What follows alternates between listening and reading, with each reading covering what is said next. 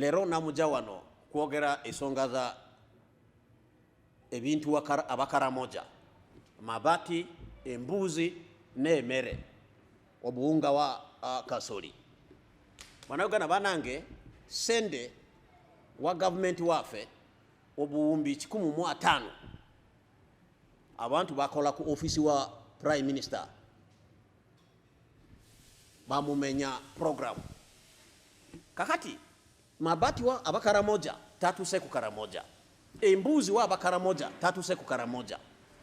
Naye polisi yakote omuminisita mulamba emu.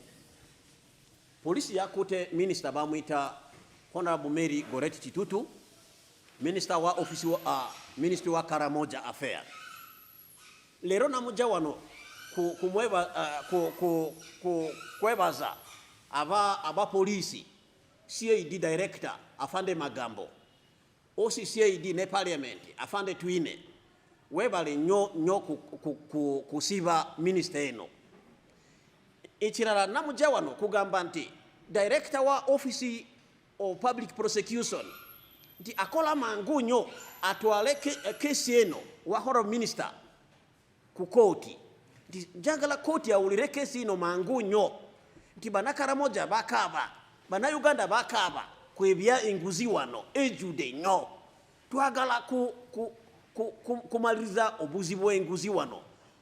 Fe twagala kulwanira kwebya enguzi, twagala kumaliriza obuzi bw'enguzi wano nti ebintu wa abakaramoja twagala atuke wali ku Karamoja.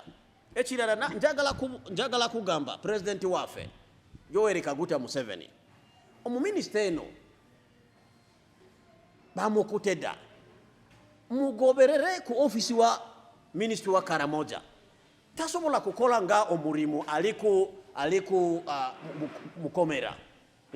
Tasobola kukola omurimu wa ofisi wa minister wa Karamoja Affairs aliku mukomera. Mugobere omukazi eno, mugobere omuminisita eno ku ofisi wa Karamoja agende kumala obuzibu wa koti. Njagala polisi akwate omusajja bamwita Seremba Geoffrey.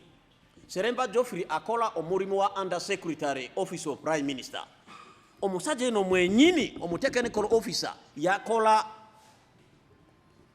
ku omurimu wa kumuwa ebintu, kumuwa Amabaati ku minister Mary Goretti Kitutu. Ekirala omusajja wali ali procurement manager bamwita Joshua, procurement manager wa program kumuwa ebintu wa abakaramoja. Njagala polisi akwate basibe kumukomera ne hora minister Mary Goretti Kitutu ne omwami Geoffrey Seremba ne procurement manager Joshua bona batwale ku koti mangunyo.